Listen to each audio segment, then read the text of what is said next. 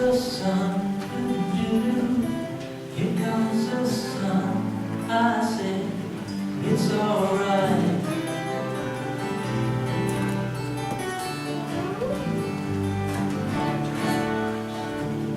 Little darling, it's been a long, long year.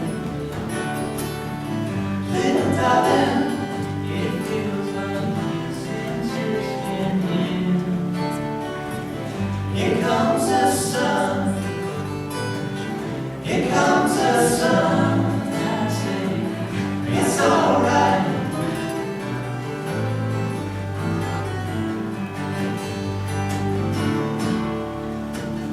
Little darling, the smiles return to their faces.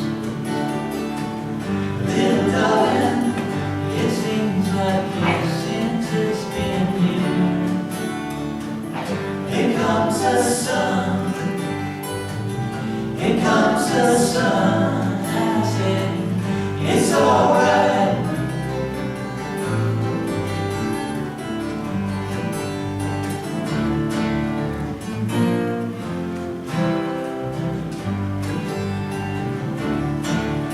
Sun, sun, sun, here it comes. Sun, sun, sun, here it comes. Sun, sun, sun, here it comes. Sun, sun, sun, here it comes.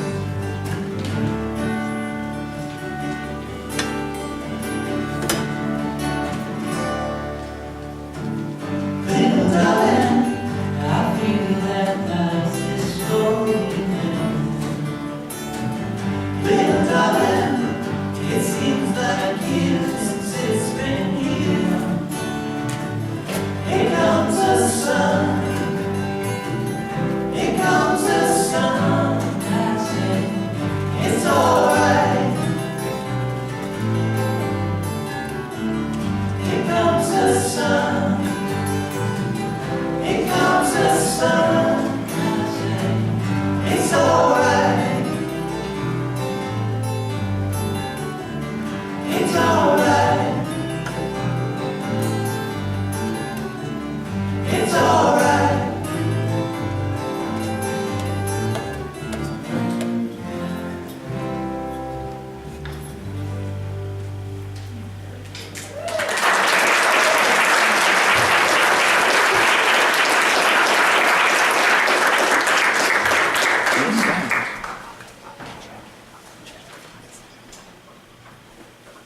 Welcome and good morning.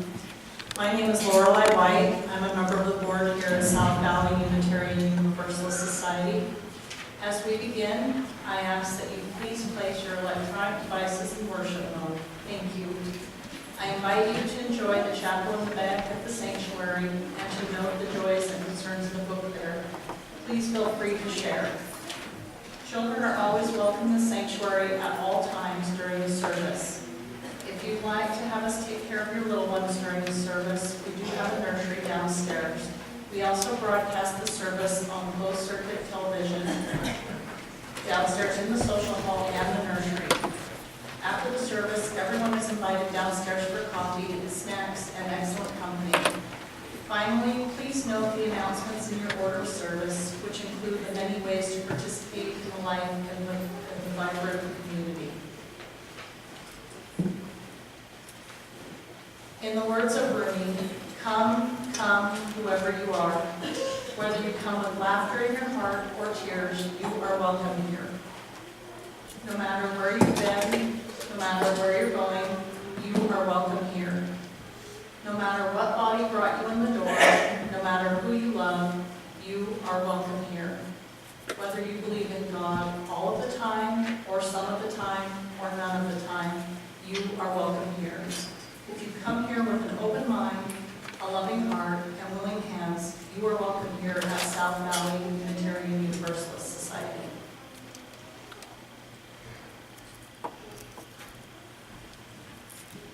Thank you, Lorelei. Good morning. I'm Reverend Bob LaValle. So lovely to see you, as always.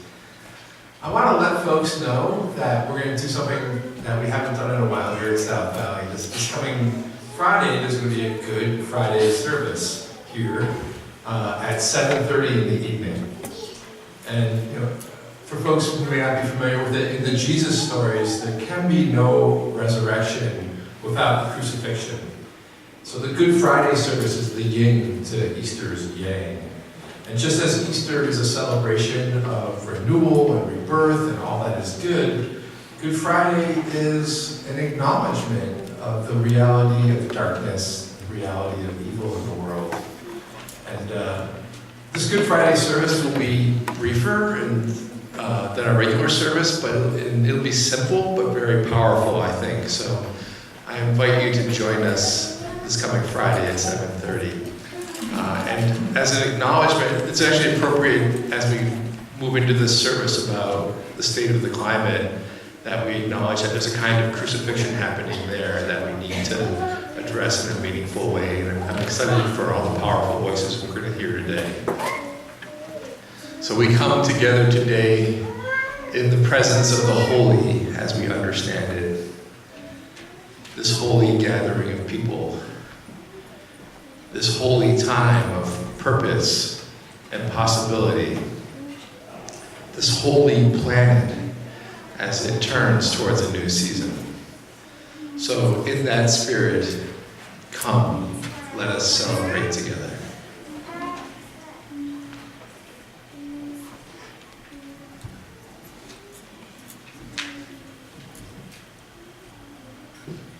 Good morning. I'm Tucker Gurney, and I'm here today to help present a program, a service, that we put together as part of Wellspring Wednesday. We met in January, we met in February, we met in March through rainstorms and snowstorms to discuss the state of the world and to think what we could do while thinking globally but acting locally. So we have arranged this service around the 6 sources that we as Unitarian Universalists use to focus our thinking. And this first source is from the Unitarian Universalist Association. In 2006, a statement of conscience was affirmed that is unfortunately still too pertinent today. Earth is our home. We are part of this world, and its destiny is our own. Life on this planet will be gravely affected unless we embrace new practices, ethics, and values that guide our lives on a warming planet. As Unitarian Universalists, how can our faith inform our actions to remedy and mitigate global warming and climate change? We declare by this statement of conscience that we will not acquiesce to the ongoing degradation and destruction of life that human actions are leaving to our children and grandchildren. We as Unitarian Universalists are called to join with others to halt practices that fuel global warming and climate change, to instigate sustainable alternatives, and to mitigate the impending effects of global warming and climate change with just and ethical responses.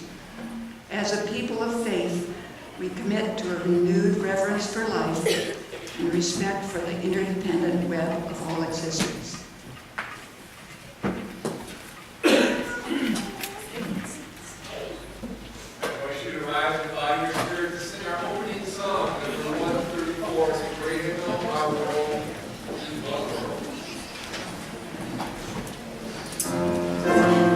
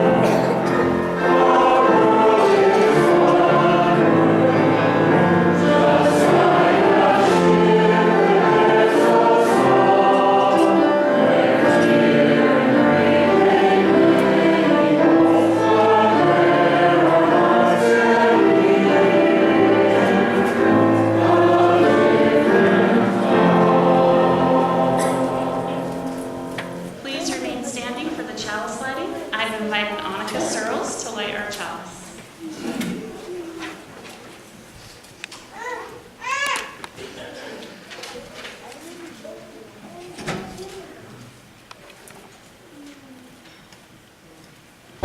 Please join us in saying our chalice lighting words.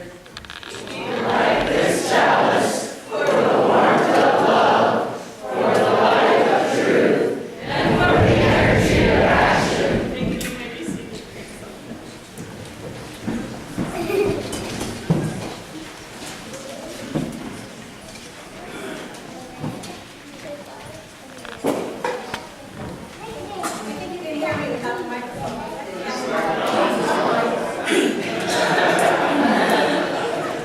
Pretty loud voice. I would like to call Paula Eichbauer up.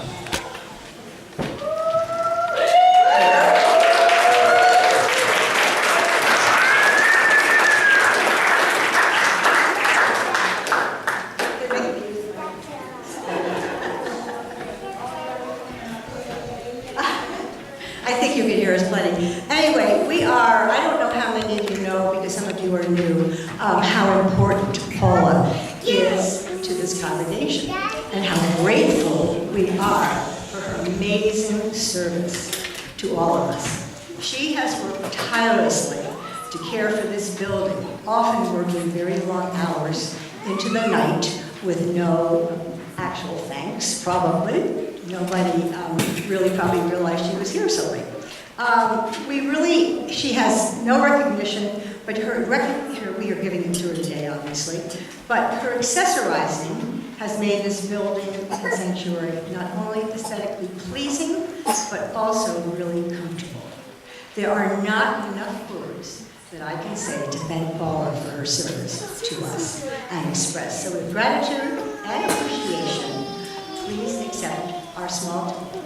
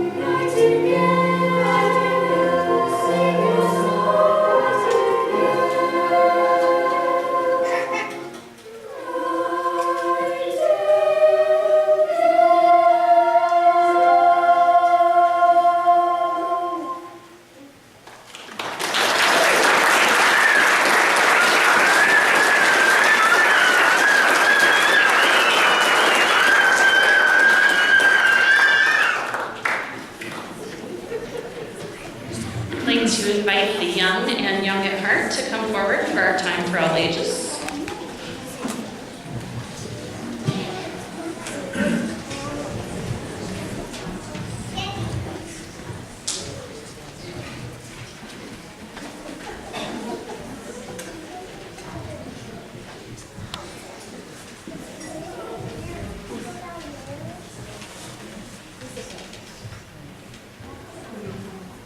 So today's worship service is about how to do something to make a difference with climate change.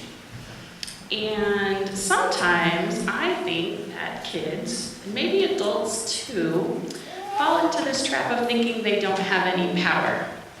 Do you think you have power, Monet? You don't know? You think you do? I believe you do, Kari. Yes, I do. So, I don't know, when I was a kid, I used to think I didn't have any power because I couldn't vote. And I think that's a really important way to make change. And I thought that another important way to make change is to vote with your dollar. And I didn't have very many dollars. How about you? Do you have a lot of dollars to vote with? No, but that is a really important way that we can show what we support and what we don't support, right? Can you think of a way that you can use your dollar to vote? What do you think? You could donate money, that's one way. Brooklyn? Yes, you could donate specifically to a homeless shelter. How about how you use your dollar to buy things? Have you ever thought about that? What do you think? Go, Jaren.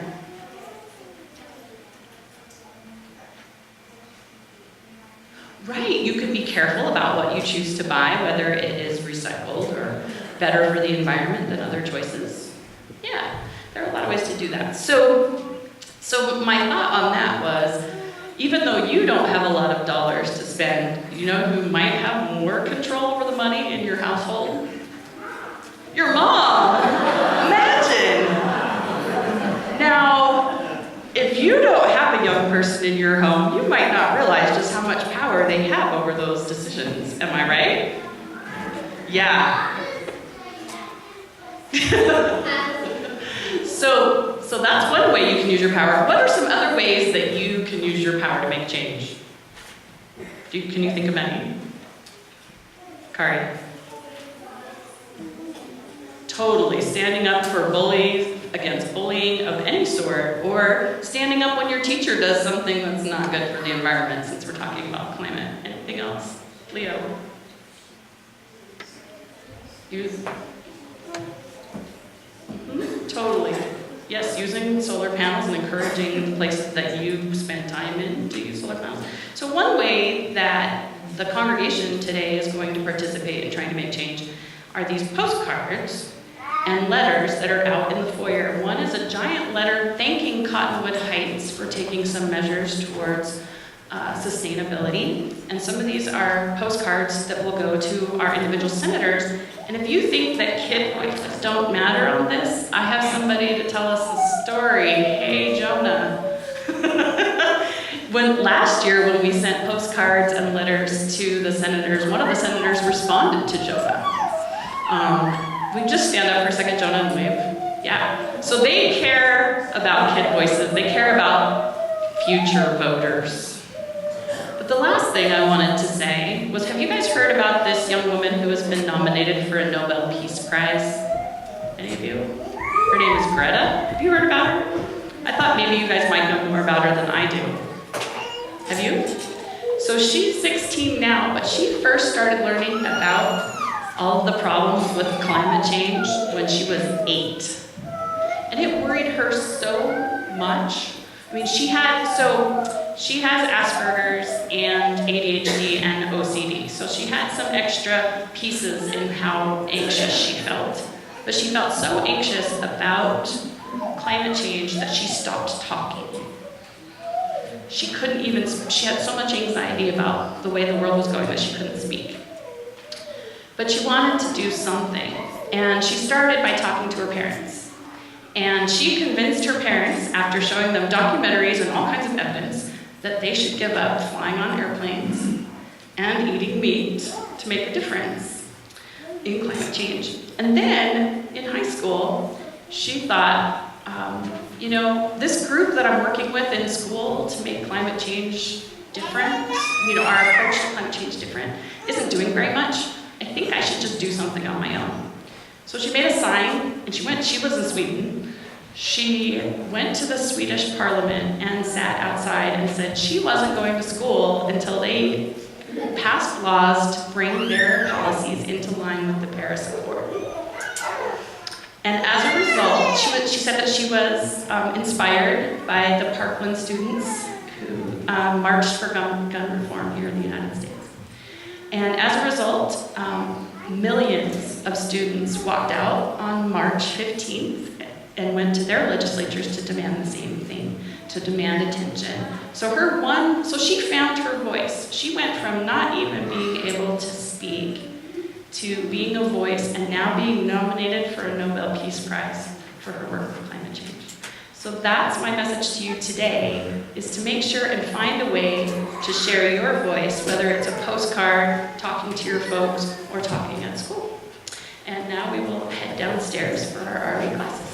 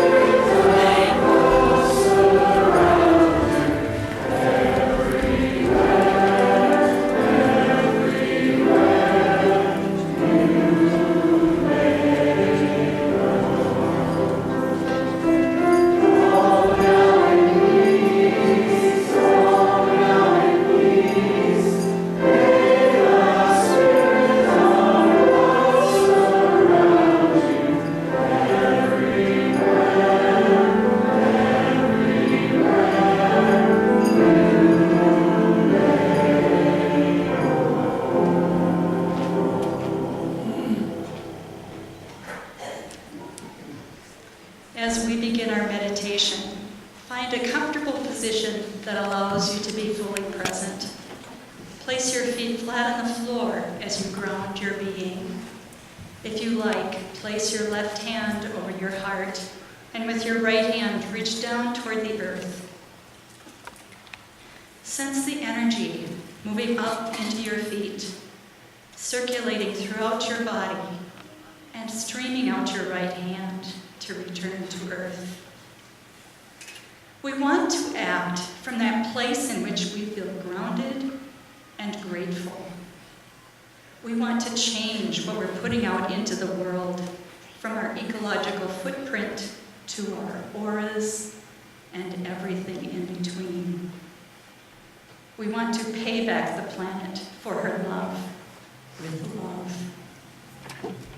As you breathe, feel the air as it enters and leaves your lungs. Thank it for the goodwill it carries from all others practicing loving kindness and from Mother Earth herself. Listen. The universe is singing. Silver whispers from star to star. The roar of the golden sun, the blue earth's dance in the darkness. Listen. The great drum, the solemn sea pulsing under the moon, the heartbeat of the sleeping land, the crackle and snap of air. Listen. The living creatures are singing.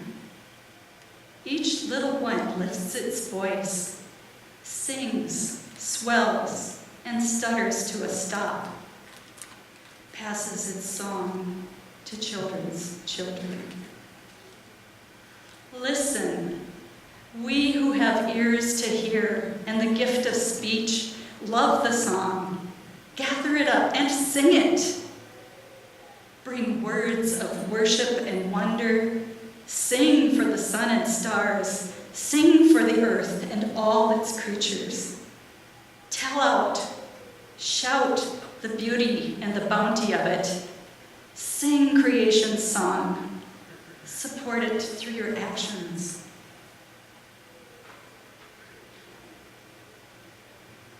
Breathe in deeply. Feel your nourishing breath filling your lungs. Breathe out, remembering your desire to care for this beautiful earth. Take this vision with you into this day, remembering your deep connection to this earth. May it be so.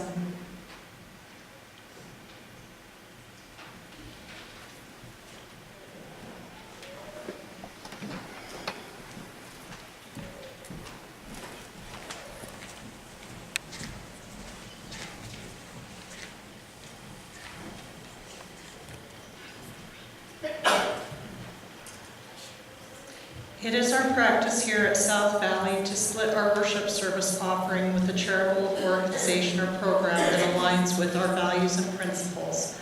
For March and April, it will go to the Wildlife Rehabilitation Center of Northern Utah, who is dedicated to the care and rehabilitation of wildlife with the goal of releasing them into their natural habitats.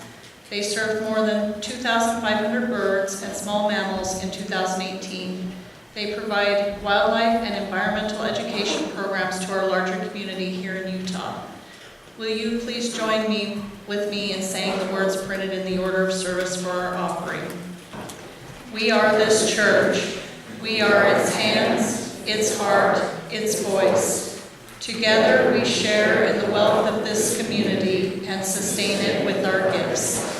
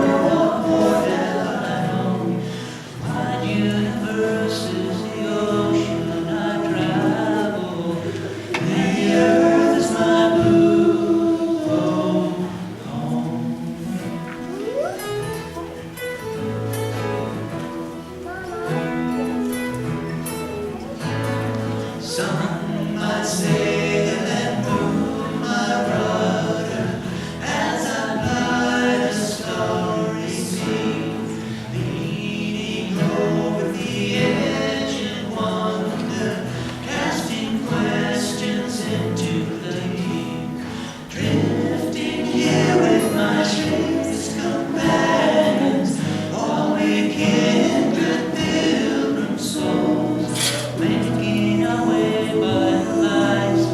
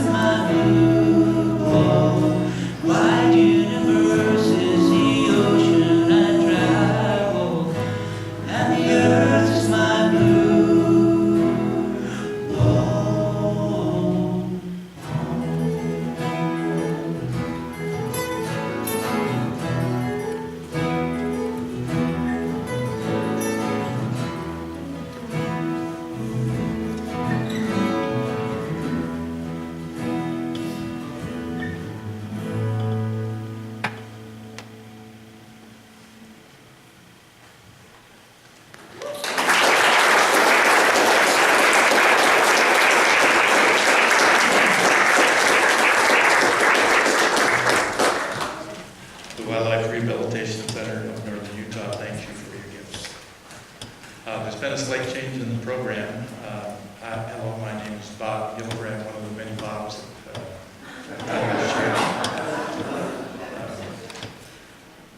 there's been a slight change in the program. I'm going to be doing a reading from the number 648 from the hymnal.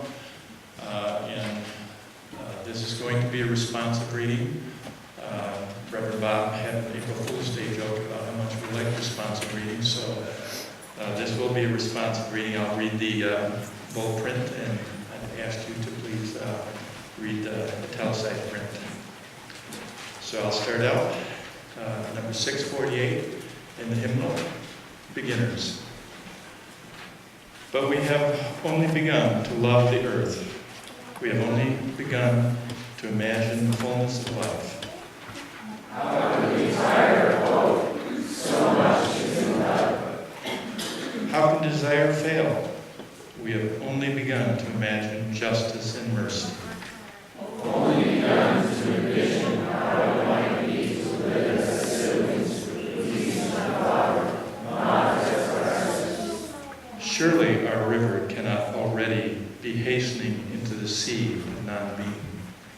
Surely it cannot drag in the silt all that is innocent. Not yet, not yet. There is too much broken that must be mended.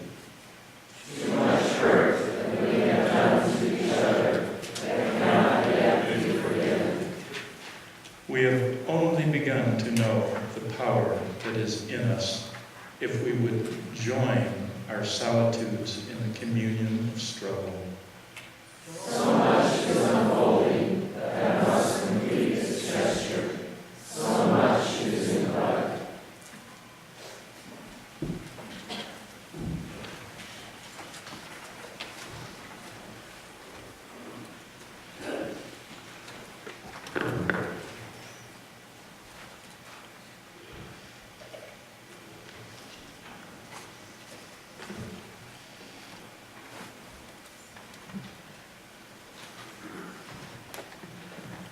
Thanks, Bob. One of the Bobs. All the Bobs. We'll come back to discuss that reading more in a bit. First, I want to take a quick poll. Yes, be prepared to participate again. It's required in a very Unitarian Universalist sense, because I want you to take a moment of discernment before answering. You'll raise your hand if the answer is yes. Just putting it out there. Close your eyes, as this is deeply personal. If a pollster called you to talk about climate change, and they asked, do you discuss climate change at least occasionally? Meaning, just in your general life, home, work? Do you at least occasionally discuss climate change? Okay, go ahead. Wow, all right. That was almost everybody, maybe like 90% of us. That's really good. That's good info. And you can all wonder why I asked that for a few minutes as we move on. I owe you an introduction. I'm Brian Depping. I came to Utah 2 summers ago with my partner Michelle and our 2 kids. And we've been attending South Valley for just over a year. Though I'm also a lifelong evangelical Unitarian Universalist. I'm a retired engineer and volunteer with Citizens Climate Lobby. Specifically, I work with Congressman Stewart's office to build support in the community to influence his policy directives related to climate change. It sounds really boring when I say it like that, and possibly a bit quixotic if you're familiar with his general politics. But I'm living my UU values and loving it, and without disclosing too much, because there is a lot of confidential things that happen when you're talking with Congress people and their staffs. I believe it's working. I also owe you an explanation. If you've read the order of service or seen the word around, you might have been trying to figure out what the heck Blitzfieden means, and whether you agree or disagree with the use of such provocative language. You can talk to me after the service if you want to talk about how provocative I'm being, or we can be in community together. The word Blitzfieden quite literally means lightning piece in German. World War II scholars certainly recognize the contrasting word to Blitzkrieg, I say Blitzfieden? Anyway, which literally means lightning war, and was a tactic used by German forces to basically roll through France and take over. The French were still employing World War I trench warfare, but with newer armored tanks and bombers, the Germans could strike quickly and overwhelm the antiquated defenses. It was a terrible, brilliant strategy. So when I think about the current state of climate discourse and interfaith work, I see a lot of trenches. I see that the Utah affiliate of Interfaith Power and Light dissolved a few years ago. I see an interfaith ministers group, a Protestant justice group called Cork. I see the Catholic diocese doing great work, but separately. And I see glimmers and pockets of hope way off in the LDS distance. I see two very geographically close, but operationally and philosophically separate UU congregations. And all of this is very normal. People doing good work, some interfaith, some navel-gazing, some extremely nascent, all seemingly entrenched. So coming back to our hopeful reading, Beginners. In it, we start by saying, but we have only begun to love the earth. We have only begun to imagine the fullness of life. Then we pontificate a bit on that theme, justice, mercy, a yearning for a need to do more. Too much hurt that we have done to each other than cannot be yet forgiven. There's a lot of work still to do. So much is in bud. I find the penultimate statement, the statement that usually gets overlooked as we reach for that bold conclusion, but I find it the most meaningful today. We've only begun to know the power that is in us if we would join our solitudes in the communion of struggle. There's a lot going on there. Let's talk about our own solitudes with respect to climate change. Now, everybody seems to talk about it at least occasionally here, so that's a positive step. And that's great. And the punchline is nationally only about 1/3 of us do. And Utah, Salt Lake City, it's all surprisingly consistent. There's not a whole lot of variation when you look at a poll map on it. And that's a problem. As a society, we don't talk about it because it's so politically divisive. As a community of faith, who can we talk to? The starting point is your most trusted friends and family, which it seems like we're doing okay on. And that can be great practice and illuminate thoughts, feelings that we haven't necessarily considered before. But we can branch out from there. Let's break the trenches in our own minds first. Collectively, I want to challenge this congregation to engage other communities of faith. Even if we don't agree with 95% of their theology, every faith values the earth, or God's creation, or however it's articulated in their theological terms. In the US, that dominant voice comes from our fourth source, which is just generally the Abrahamic religions, if you want to just sum it up. We're talking about a lot of different sources today, and if you look in your order of service, they're printed on the front. If you look in your hymnal, you can go to hymn 1, turn back 1 page, and they're all right there. Don't do it now because I'm talking, but you can do it later. So before I hit this topic, I want to acknowledge the pain that many UUs feel from past religious experience. Here in the Valley, it's largely at the hands of the Mormon Church. And where I grew up in Appleton, Wisconsin, you were either Catholic or Lutheran or weird. Definitely weirder, and I was weird. I was UU. Definitely weirder than that one Jewish kid in class that you see on every single TV show that I was on. And in some ways, because I grew up UU, and lots of people come from outside of, from other religions, I've communed amongst the religiously afflicted my whole life. So I can think I get it, but I've also been at peace with my own faith tradition my whole life. And so I have to acknowledge this is a blind spot. And again, if you want to talk to me about how wrong I am about anything I say, please come and be in community with me after the service. So this would be pre-apologizing to those who might be doing the hard work of healing. However, I do want to stress the point that Scripture says some really great things about conservation. A few snippets, passages from the Quran. But waste not by excess, for Allah loveth not the wasters. Do no mischief on the earth, after it hath been set in order.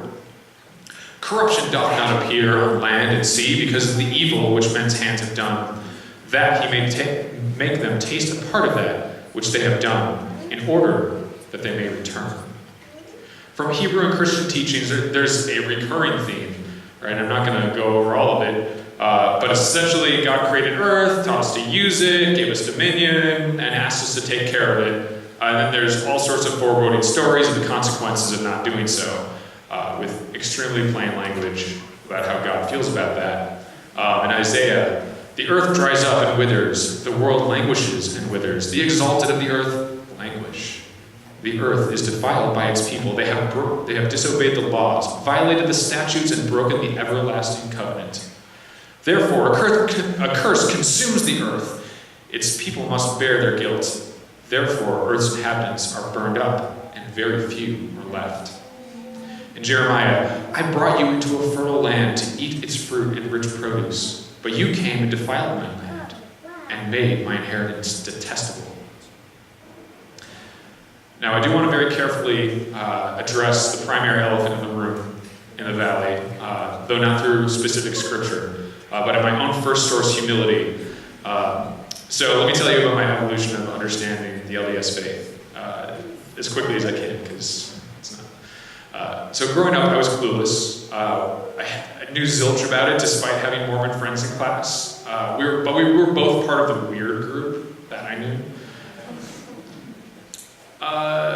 Much more recently, there's probably more to that story, but much more recently, my in-laws moved from Houston to Ogden. So we've heard various stories, all of which added up to Stepford Wives-like setting, with real-life collateral of those who couldn't cut it and fell into drugs or homelessness.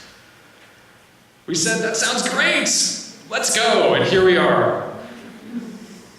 We get here. And my kid's school is right next to Jack Mormon Coffee. That blows my mind, right? How can you be a Mormon and drink hot beverages? Then I learned a joke. Actually, it would probably happen the other way around. Why should you always bring two Mormons fishing? Because if you only bring one, she'll drink all your beer. That's amazing. Yeah, anyway, that's not fair. This may be obvious to lifelong Utahns, but LDS people are not a monolithic slate of automatons. That's just the year and a half that I've had to learn here that is my truth. I asked my cousin, who's lived here for most of her adult life, how a state whose people love the outdoors so much could want to rip it up and destroy it and pollute it so fervently. And her explanation was that the LDS faith says that God put resources on earth for us to use, and it will be renewed when Jesus returns. That's really paraphrasing. So let's use them all, right? That's justification. Now, I think that's irresponsible, but logical if that's really your worldview. So then, last September, my mind gets completely blown at a climate conference. It starts with a line that sounds like a joke. A Catholic justice leader, an Episcopal minister, and an LDS bishop walk into a panel discussion. And the LDS bishop says, Mormons have a conservation theology and climate change is part of that. So I asked the bishop, how is that possibly true given the huge level of extraction here? Now there's no punchline, and this isn't actually a joke, but his answer was perfect. He said, each of us interprets and reveals the holy through our experiences. Clearly, the people who are damaging the earth are doing so simply out of self-interest and apart from God. It was a moment that gave me hope. Hope that we could at some point make a moral connection to the biggest power in the state. Make no mistake, this bishop was clearly not in the majority of thought leadership, though it does seem like attitudes are shifting. And this was a church leader reaching out to a bunch of climate policy wonks. And I may not believe 95% of what he believes, but where our values intersect, he made the first move. He reached out to us. So I want want to give you guys 2 minutes to talk about your values around climate change with someone near you. There's another audience participation. So I'll just leave that open-ended and have a good discussion. You can continue it afterwards.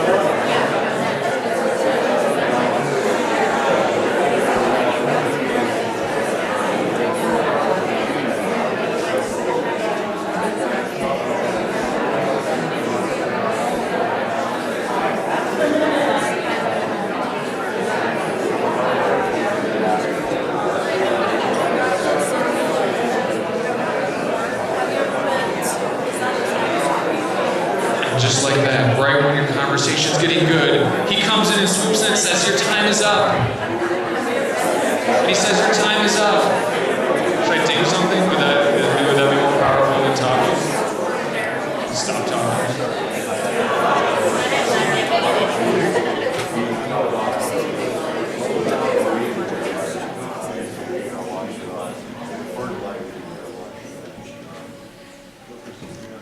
Well, I failed that one.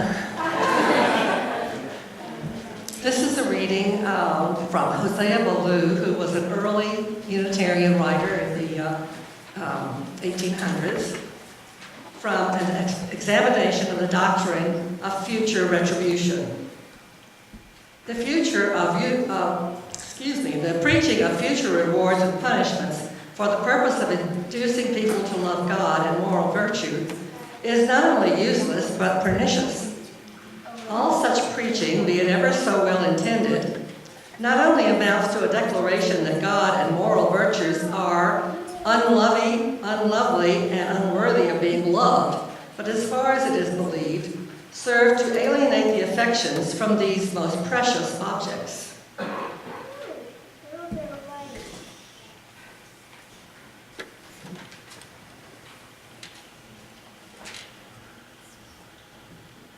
Thanks, Sandra. I love that passage. I think Ballou is my 19th century Universalist spirit animal. But really, his writings pull no punches. That was not particularly provocative by his standards. He's kind of a sarcastic jerk. Similarly, our very own walking, talking second source, Reverend Bob Lavalley, 2 weeks ago, told some really hurtful jokes about UUs that I want to echo a little bit. Why are UUs such bad singers? Because they're reading ahead. We've heard this, right? I mean, because they're reading ahead to see if they agree with the words. I guess I should just next time. Bob pointed out that this is true. We often look only for what we disagree with. My wife would agree that I do that. I'm very well trained UU. I do that all the time, right? And UUs are not alone in this affliction. It seems to be human nature, some sort of evolutionary force driving us to be better. But man, fighting that, can we look for areas of agreement instead of focusing on the conflict? We can start with the 5 or 15 or 50% that we agree on. Okay, so now that we've started at least smashing the trenches, real or imagined, in our minds, it's time to destroy climate warfare. Let's make some freedom, some peace. I asked myself, what would Baloo do? The crux of this very universalist argument, or his very universalist argument, is that scaring people, shouting about a fiery future, isn't just rude, it's attacking deeply held values. It diminishes what everyone holds dear. To Baloo, it's attacking the divine. To many progressives today, it's disabling. To a hypothetical American farmer, it's insulting. They say, I care about the land more than anyone. My lived experience tells me the climate changes. We have drought and flood. The family stories go back generations. Don't attack my divine.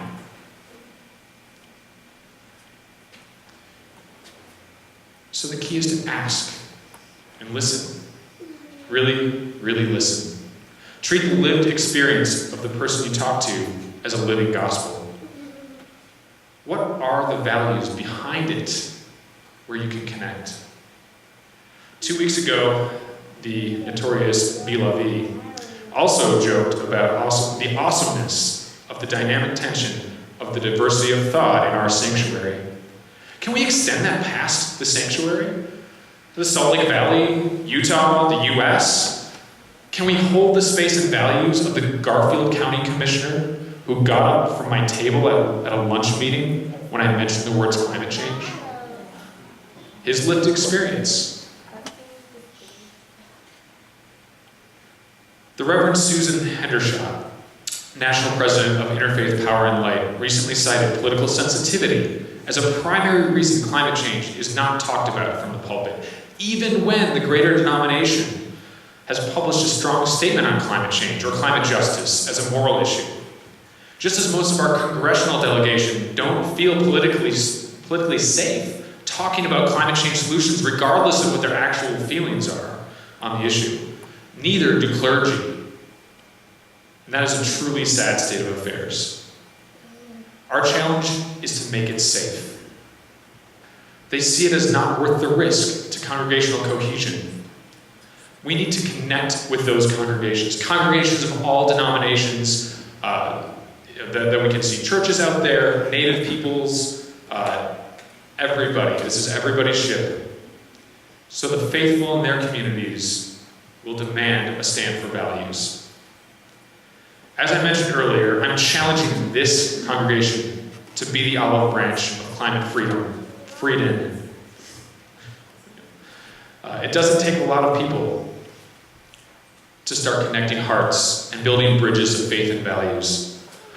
Among the many opportunities we have available for taking actions out in the front of the building, big and small, one of them is to simply sign up to aid in this work or even just be informed of this work. Whether that's helping form a plan, doing actual outreach, attending film screenings and discussions, or writing letters to local leaders.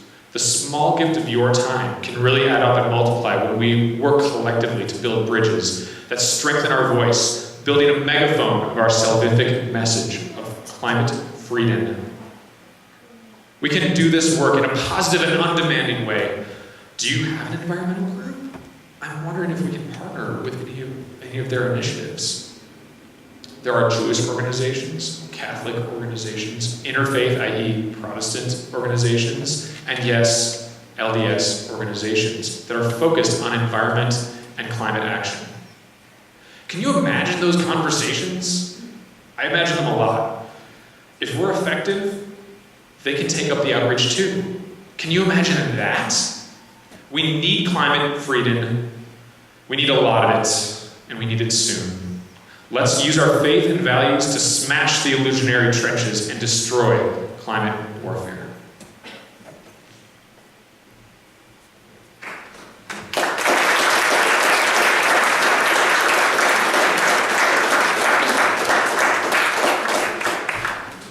And you can stand in body or spirit and join with us for the closing song, hymn 163, For the Earth Forever Turning.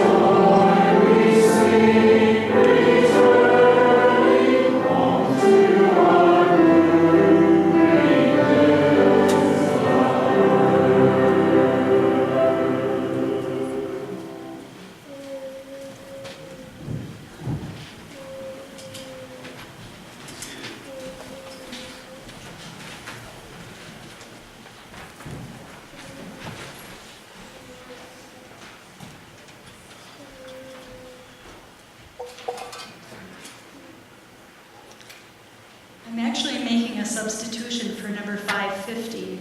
I'm going to read you a quote from Chief Seattle. This actually expands what the reading 550 offers. And my ecological perspectives were deeply informed by Native American traditions and beliefs and how they lived in harmony with the earth. And this quotation speaks to that. Teach your children what we have taught our children, that the earth is our mother. Whatever befalls the earth befalls the sons and daughters of the earth. If humans spit upon the ground, they spit upon themselves. This we know. The earth does not belong to us.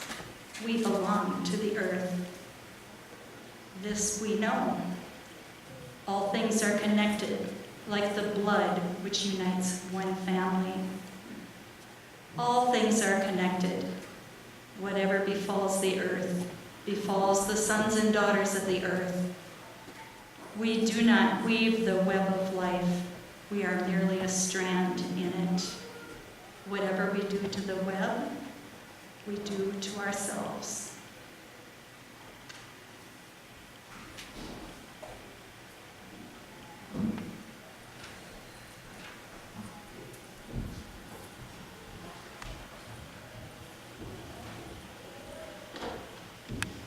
Jared Roberts is going to read a reading by Edward Hale. I am only one, but I am still one. I cannot do everything, but I can still do something. And because I cannot do everything, I will not refuse to do something I can do.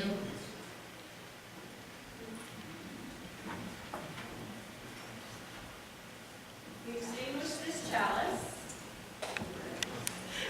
I don't know these words, I'm not usually good. We extinguish this chalice, but not the warmth of community, the light of truth, or the energy of action. Those we hold in our hearts until we meet again.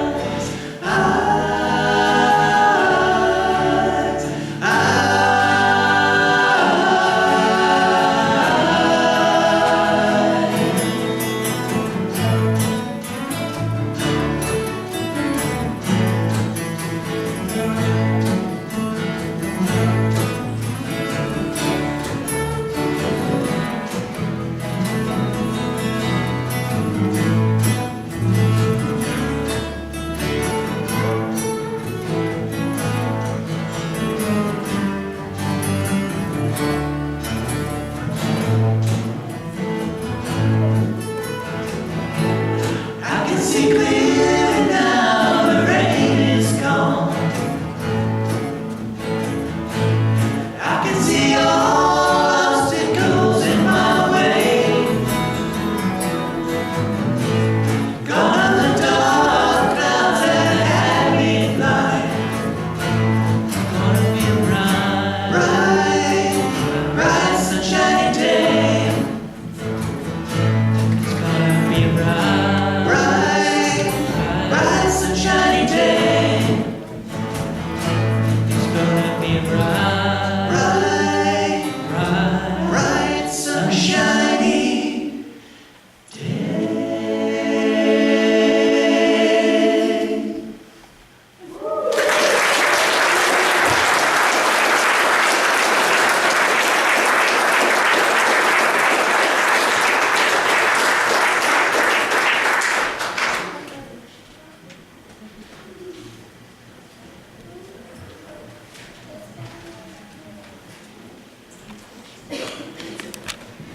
As Bob would say, our worship is over, our service begins.